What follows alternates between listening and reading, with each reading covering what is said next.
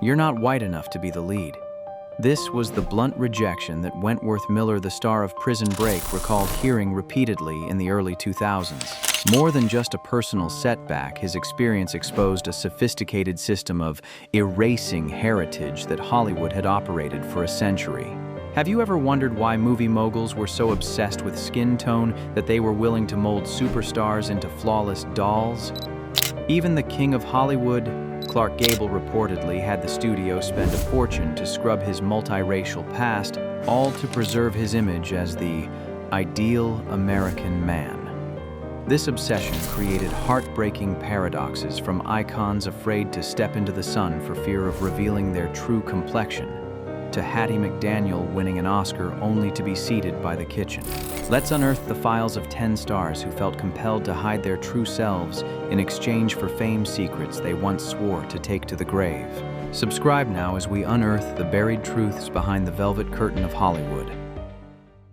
1. Dwayne "The Rock" Johnson.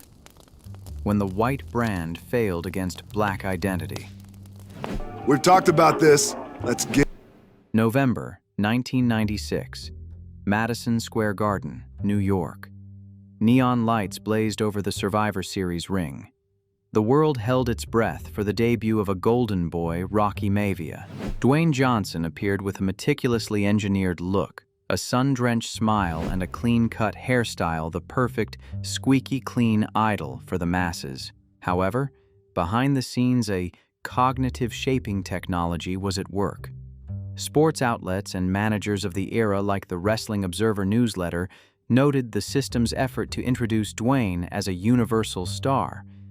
They advised him to downplay the African roots from his father, Rocky Johnson, to focus solely on the Polynesian warrior image from his mother's side. Hollywood and the entertainment industry at the time still followed an unwritten rule.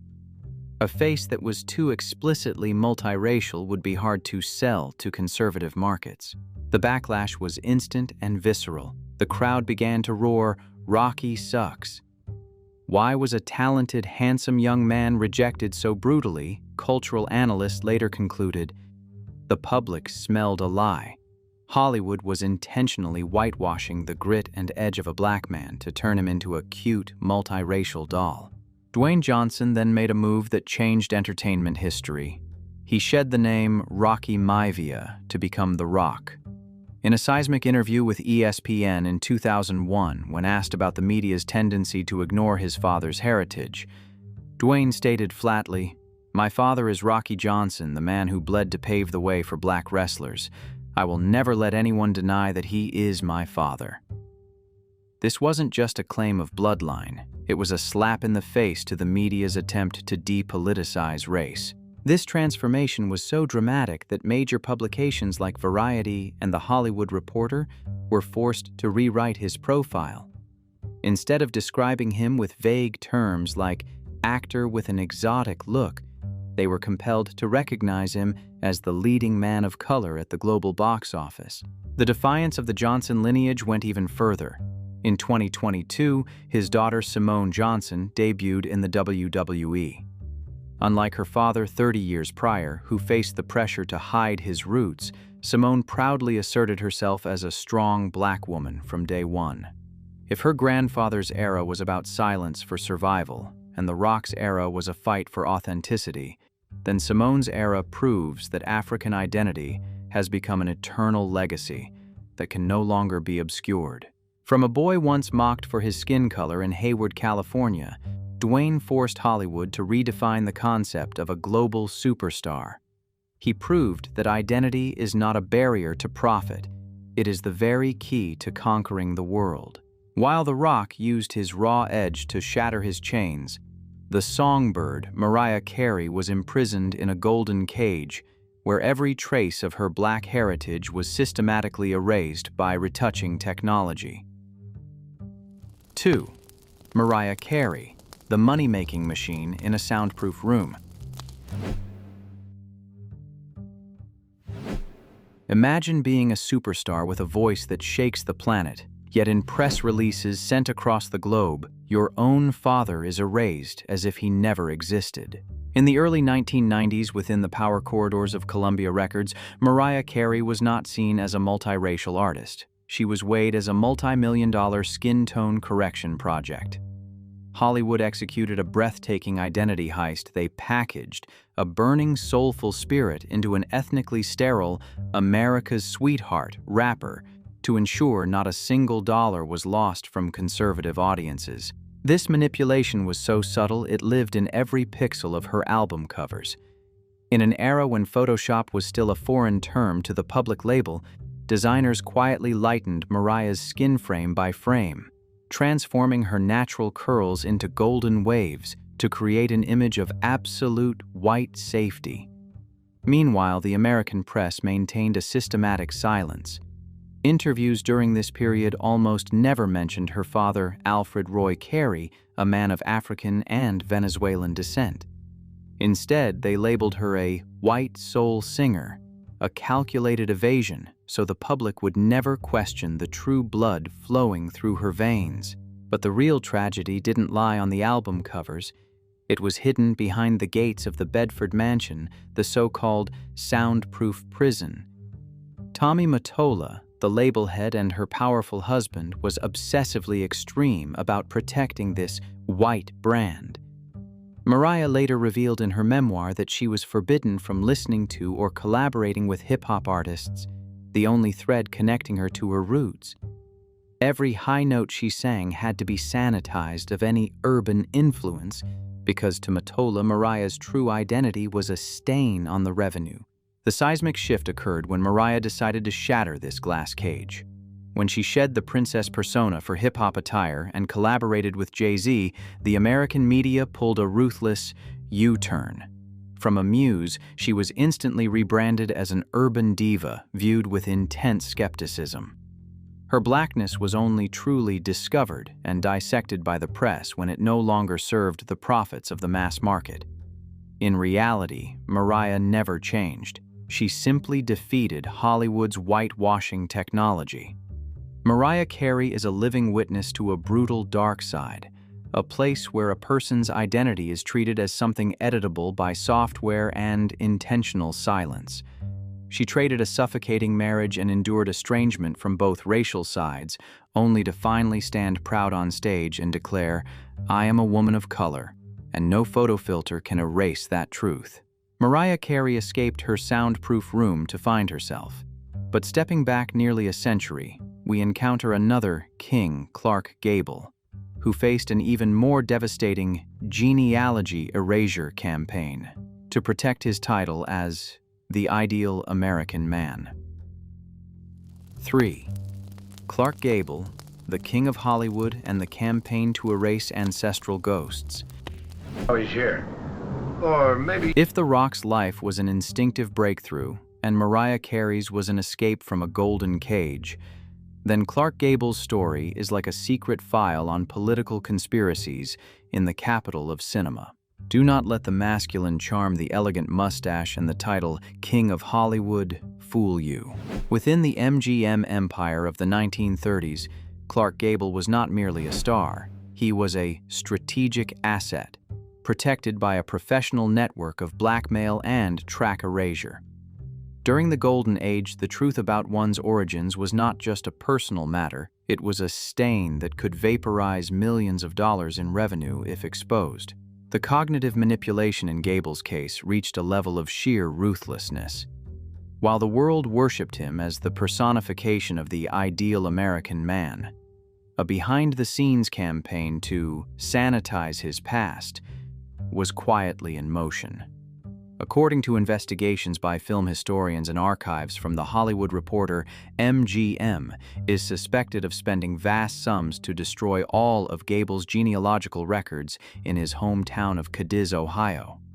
The objective was crystal clear: to permanently extinguish rumors that Gable carried African and Native American blood.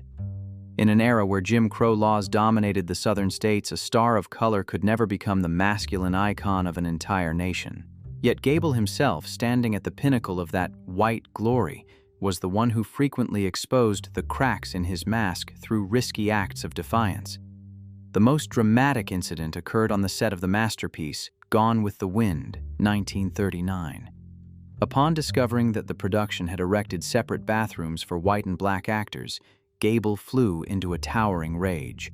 He didn't just smash the segregation signs, he bluntly threatened the director. "If Hattie McDaniel isn't treated as an equal, I'm walking off this picture right now." This defiance has led many researchers to ask, why would an A-list white star risk his career to protect a black actress in an age where racial segregation was considered common sense? Many hypothesize that it wasn't just the kindness of an ally, but the empathy of a man living in constant fear of his own hidden origins. In Hattie McDaniel, Gable saw the truth he was forced to disavow every day to keep his crown. Despite the studio's efforts to wipe clean his past, the tabloids of the time never let him go, using suggestive phrases like mysterious exotic look, or subtly calling him a man with a fake white skin. Gable lived his entire life in a paradox. He was the face of America, yet he had to hide from his own ancestors. Hollywood created a king, but the price paid was the total erasure of personal identity in exchange for a flawless commercial icon. Clark Gable's story exposes the brutal power of the Golden Age studio system, a place where talent was only recognized when encased in a permitted racial package. Gable took the secret of his bloodline to the grave in 1960, leaving behind a brilliant cinematic legacy, but one filled with haunting blank spaces. He was not just a legendary actor. He was proof that in Hollywood, even the most powerful king could be the most imprisoned man in the kingdom built for him. Clark Gable lived and died behind the mask of a king. But do you know who dared to stand right beside him? Someone who won an Oscar yet was forced to sit at a kitchen-side table because of her unmistakable skin color. Prepare for profile number 4. Hattie McDaniel, the woman who brought glory to Hollywood but was humiliated until her final breath. 4. Hattie McDaniel, glory at the kitchen-side table. I sincerely hope I shall always be a credit to my race and to the most... The historical photo of the 1940 Oscars at the Ambassador Hotel contains a detail that pierces the heart of anyone who sees it.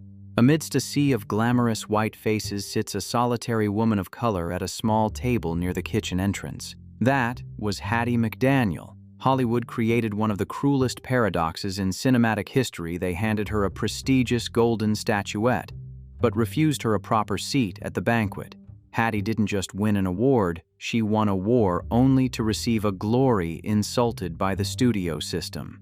The announcement of Hattie McDaniel as the winner for Best Supporting Actress for her role as Mammy in Gone with the Wind was a seismic explosion.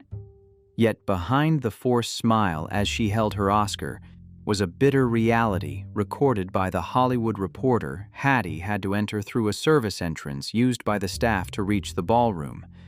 The Ambassador Hotel still enforced strict segregation laws, and her presence was only accepted as a special favor.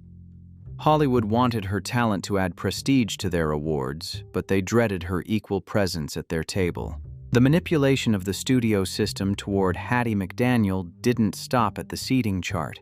It lived in how they pigeonholed her entire life. In over 300 films, 80% of her roles were maids. Producers turned her into a gentle slave icon to soothe the consciences of white audiences. When criticized by the black community for accepting demeaning roles, Hattie responded with a heartbreaking line, "I'd rather play a maid for $700 than be a maid for $7." It wasn't a justification. It was the scream of a genius forced into the narrowest path just to survive. The whitewashing of Hattie's legacy continued even after she passed away. Her final wish to be buried in the prestigious Hollywood Forever Cemetery was flatly denied because of her black heritage. Even her Oscar, the sole proof of her greatness, disappeared mysteriously after a fire at Howard University. In what seemed like an intentional act of historical erasure, Hollywood stripped her of everything from her seat at the banquet, to her right, to a dignified burial, and even the physical token of her victory. Hattie McDaniel lived and died in a magnificent loneliness.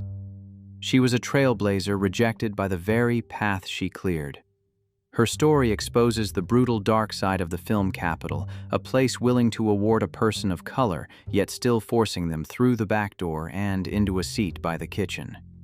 Hattie took the pain of that kitchen-side Oscar to her grave, leaving behind a haunting legacy about the price of glory in a society not yet ready to open its front doors to those with skin like hers. Hattie's glory was an open wound, but next we step into the file of a dangerous muse, Freddy Washington. A woman of such breathtaking beauty that Hollywood demanded she pose as French to become an A-list superstar, but she courageously said no, even though the price was the permanent freezing of her career. 5. Freddy Washington, the dangerous muse and the rejection of the French mask. Terrible of me must be. In a powerful office at Paramount Pictures in the mid-1930s, an A-list contract was placed on the desk in front of Freddy Washington. Studio executives saw in her a gold mine of beauty, stunning emerald eyes, porcelain-bright skin, and features that could outshine any white star. But that contract came with a ruthless condition. You must disown your mother. Change your name to something French or Italian, and we will make you the queen of the screen. Hollywood didn't want her talent. They wanted a deliberate identity heist to turn a woman of color into a safe white icon for box office profit.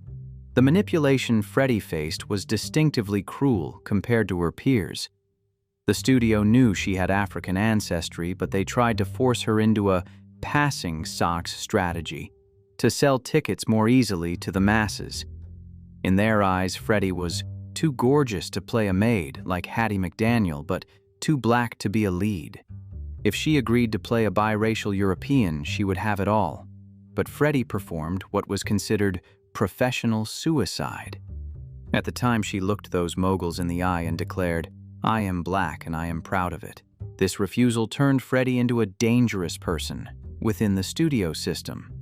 Hollywood responded to her integrity by freezing her career. The height of irony was the film Imitation of Life 1934, where Freddy played Piola, a light-skinned black girl who disowned her mother to live as white. The studio forced Freddy to act out the very tragedy she refused to live in reality. While the character Piola suffered on screen for rejecting her roots, Freddy Washington in real life chose to hold tight to the hand of her dark-skinned black mother, walking proudly down the streets of Hollywood, defying every detective's lens and those who wanted her to deny herself. The press of the time, instead of honoring her talent, called her a mobile racial problem. She became proof of a grim truth. Hollywood only accepted multiracialism when it could be molded into a beautiful lie. Freddy eventually decided to leave the spotlight, becoming a social activist and using her influence to fight for the rights of artists of color.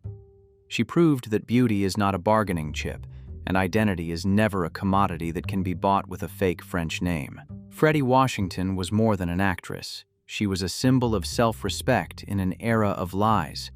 While many chose the French mask in exchange for fame, Freddy chose to live with the truth, even if the cost was being erased from the greatest leading roles in cinematic history. Freddy Washington would rather vanish than disown her mother. But have you ever heard of the most powerful man in America, the man who held every star's secret, yet trembled before his own family tree? Prepare for profile number 6J. Edgar Hoover, the legendary FBI director rumored to have used brutal power to whitewash his own African past by oppressing other black people. 6.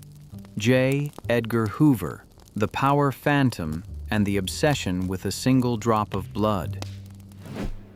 In the most secure drawers of FBI headquarters in Washington lie files capable of toppling any political career.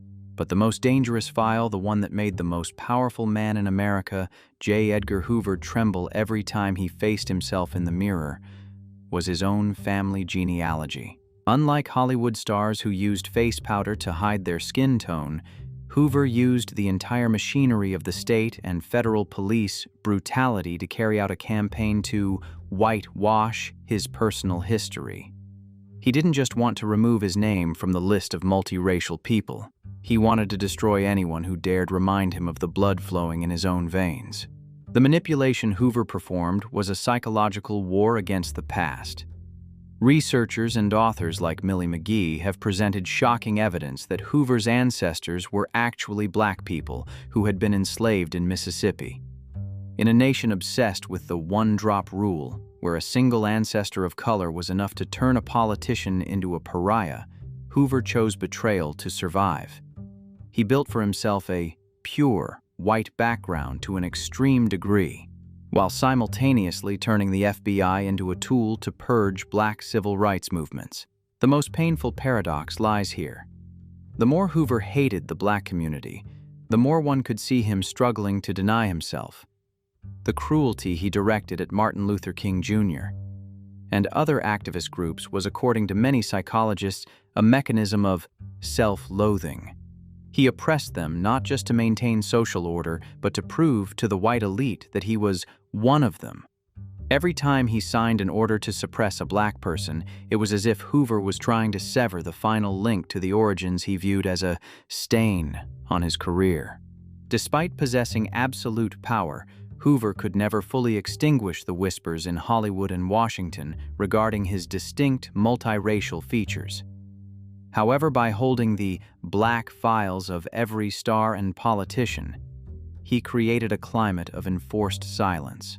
No one dared to question the genealogy of a man who could throw them in prison with a single phone call. Hollywood hailed him as a hero of law and order, but in reality, he was a prisoner held captive by the fear of his own origins. J. Edgar Hoover took his genealogical secrets to the grave after nearly half a century in power, leaving behind a legacy of fear and betrayal. His story is not just about a racial cover-up. It is about the price of power, a man who climbed to the peak of an empire by disowning and trampling upon the very roots that birthed him. Hoover used violence to shroud his past, but across the ocean, another man faced a far more ironic paradox, possessing a voice so black that the world believed he was a black man, passing for white, to infiltrate high society. Prepare for profile number 7, Tom Jones. 7. Tom Jones, the lion and the paradox of borrowed skin. Anyone hearing Tom Jones's voice for the first time on the radio in the 1960s would have been ready to bet their entire fortune that the man behind it was a black artist straight out of the Mississippi Delta. But when he stepped onto the stage with thick, curly, hair-tanned skin and the appearance of a Welsh aristocrat, both Hollywood and music aficionados fell into a state of cognitive shock. Tom Jones was not someone seeking to hide black to become white, like so many others. He was the only one on this list who convinced the world he was passing for white, just to break into the elite music market. The irony began in the neighborhoods of Detroit and Chicago, where radio stations dedicated to the black community played his music around the clock, believing he was a new soul sensation. However, media moguls in London and Hollywood saw a more sophisticated opportunity for appropriation. They found in Tom a gold mine. A man with the scorching vocals of James Brown, but the appearance of a safe white sex symbol. They marketed him to elite white women who craved the soul of R&B, but remained wary of actual black artists. The most shocking detail in the Lion's file is the half-century-long search for DNA truth. From the moment Tom was born, his mother was stunned to discover mysterious dark patches scattered across her son's body signs that medical professionals at the time suspected were the emergence of recessive genes from multiracial ancestors. Tom Jones himself grew up in the shadow of doubt regarding his heritage. He once shared with The Times, "A lot of people still think I'm black. Even when I'm standing right in front of them, they still believe I'm hiding some genealogical secret." Hollywood capitalized on this racial ambiguity to turn Tom Jones into a global money-making machine. They sold the world black soul in a white package, to maximize profits without facing the harsh racial prejudices of the time. This was a standardized form of identity appropriation by the entertainment industry, where a voice carrying the pain and aspirations of Black people was transformed into extravagant Las Vegas performances for the upper class. Instead of denying the confusion, Tom Jones used it to shatter barriers. He never tried to prove he was pure-blooded to save his image. On the contrary, he shared the stage with legends like Aretha Franklin, ignoring tabloid whispers that he was an identity pretender.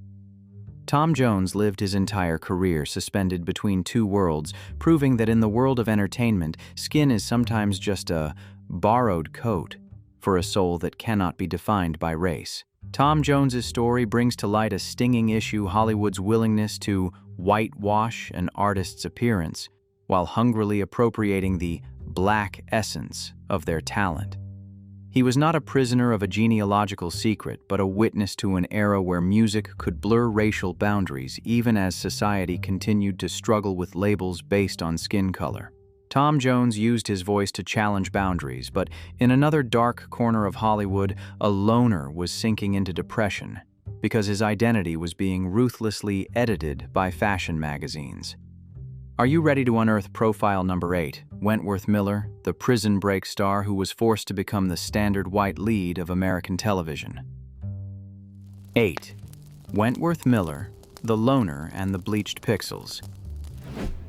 In the casting rooms of America's biggest television projects in the early 2000s, Wentworth Miller frequently faced dark whispers. You're not white enough to be the lead. This is not the story of a star trying to hide his origins, but of a man victimized by an entire media system conspiring to assassinate his true identity. When the global phenomenon Prison Break exploded, the world saw a heartthrob with deep blue eyes and pale skin. But few knew that flowing through his veins was the blood of a Black father and a white mother. Hollywood's cruelty toward Wentworth Miller wasn't about forcing his silence. It was about the ruthless image manipulation within fashion magazines. In editorial offices across Europe and the US, editors took it upon themselves to use lighting and post-production techniques to bleach his cover photos. They wanted to create a standard white star to avoid disrupting the imagination of the mass female audience. This pushed Wentworth into a severe existential crisis. He once shared with The New Yorker the agonizing feeling of seeing his own face on a newsstand but being unable to recognize himself.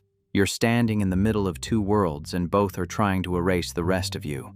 The nightmare of this loner was compounded by the media's coldness when he attempted to go public with his identity. When Wentworth began speaking about being a multiracial Black man, several entertainment outlets reacted with blatant skepticism. They suggested he was overacting or manufacturing a scandal for attention, because in their eyes, if you look white, you aren't allowed to identify as a person of color.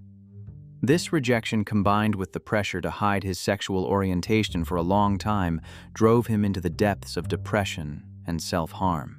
The consequence of this pixel bleaching was a career haunted by a sense of fraudulence. Hollywood succeeded in turning Wentworth Miller into a global icon, but they failed to protect his true self. He became proof that even with the most safe appearance, the system will use every trick to prune you until you fit the profit-driven mold they've precast. Wentworth's struggle wasn't just about reclaiming his right to be called Black, but reclaiming his right to exist as a whole individual. He courageously stepped out of the shadows, facing those bleached pixels, to affirm a person's identity cannot be defined by light filters or the whims of magazine editors. Wentworth chose the truth, even if it meant walking a much lonelier path amidst the dazzling lights of Hollywood. Wentworth Miller fought against pixels to find himself. But do you know who used his very racial ambiguity to make even Steven Spielberg tip his hat in respect? Prepare for profile number 9. Vin Diesel, the nightclub bouncer who wrote his own rules in a system that didn't know where to fit him. 9. Vin Diesel, the nightclub bouncer and the multifacial breakthrough. If Hollywood were a giant racial classification machine, Vin Diesel would be the system error that caused a short circuit. Before becoming the soul of the multi-billion-dollar Fast and Furious franchise, Vin Diesel was a bouncer in New York, facing a grim daily reality. He had no home in the world of cinema. With tanned skin, a deep voice, and features that defied labeling, casting directors often looked at him with confusion. They didn't know where to slot him. He wasn't white enough for the elegant lead, but not black enough for the stereotypes Hollywood usually defined. Vin's deadlock didn't stem from hiding his identity, but from the fact that Hollywood lacked the language to define him. Throughout the early 90s, he was stuck in marginal roles because studios feared audiences wouldn't know how to categorize him. Instead of waiting for recognition that might never come, Vin made a desperate gamble. He spent $3,000 of his own money to write, direct, and star in a short film titled Multifacial. The film was a painful manifesto of his own life, an actor forced to change his speech and mannerisms to fit Italian Latino or black roles in auditions only to be rejected because of his own ambiguity. This raw look at the stalemate of multiracial identity stunned legend Steven Spielberg. Spielberg was so impressed that he specifically wrote the role of Private Caparzo in Saving Private Ryan, just for Vin Diesel, an unprecedented move for an unknown actor. Hollywood eventually had to change the rules of the game because of him. Instead of trying to whitewash him or force him into a mold, they began to celebrate that very ambiguity. Vin Diesel transformed what was once considered a fatal flaw into a global brand. He didn't need to explain who he was. He forced the world to accept that a man of indeterminate origins could still become an icon of strength and family unity. Vin Diesel's story is a testament to the fact that when the system doesn't give you a seat at the table, you build your own empire.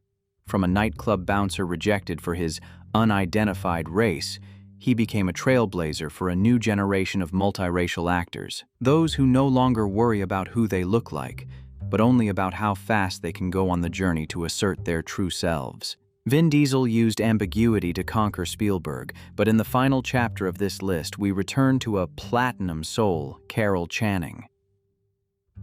10. Carol Channing, the platinum mask that lasted half a century.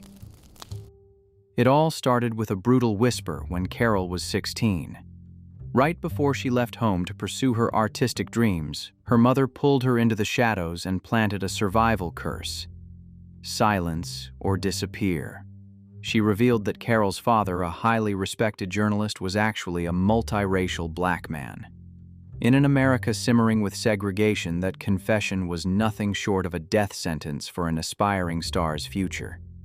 Carol Channing took that secret as a heavy burden, and from that moment on, she donned the platinum mask to survive in the heart of Hollywood. For over 50 years, shining on the Broadway stage in legendary musicals like Hello, Dolly, Carol never dared to show a single crack in her identity. The manipulation here didn't come from studio moguls, but from a constant fear that had seeped into every layer of her makeup.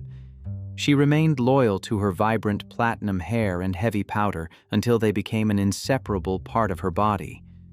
She avoided the sun and any scrutiny of her skin pigmentation, knowing that even a minor slip-up would cause the white muse empire she had laboriously built to crumble instantly. The truth only emerged in a shocking moment when Carol turned 81 through her memoir, Just Lucky, I Guess. The world stood still upon realizing that the icon of white purity for half a century actually carried African blood. When asked why she chose to stay silent for so long, her answer was haunting. She didn't want to become a problem for society and didn't want to disappoint those who had believed in her mask. Her liberation in her twilight years was a brilliant tragedy, realizing the world had become inclusive enough to accept her, yet knowing she had traded an entire lifetime to play the most fraudulent role in history. Carol Channing was more than just a stage legend. She was a living witness to a brutal era where to shine one had to learn how to erase themselves. She lived a dazzling life, but always carried the gnawing anxiety of a single drop of black blood being discovered. Her story is the haunting conclusion to this list, proof that the Hollywood spotlight is often just a coat of paint over the pain of rejection. These 10 profiles weren't just stories of fame. They were evidence of a ruthless identity erasure technology. Hollywood once taught us how to look at a star, but forbade us from seeing their true essence. They turned multiracial lives into sterile icons just to protect flawless box office revenue. From the suffocating 50-year silence of Carol Channing to the furious destruction of a bathroom by Clark Gable, everything exposes one truth. The limelight is sometimes just a polished veneer covering the wounds of denial, but times have changed. Those million-dollar masks are starting to crack as stars like The Rock or Wentworth Miller choose to stand tall and take pride in their origins. Identity isn't something that can be permanently bleached by Photoshop or threats from moguls. And you, which legend story shocked you the most? How many more whitewashed files are still buried in the basements of powerful studios? Leave your thoughts in the comments below. Don't forget to subscribe and turn on notifications right now so you don't miss our next investigative journeys. Together we will strip away the most brutal truths behind the glittering velvet curtain of entertainment. Goodbye, and see you in the next shocking files.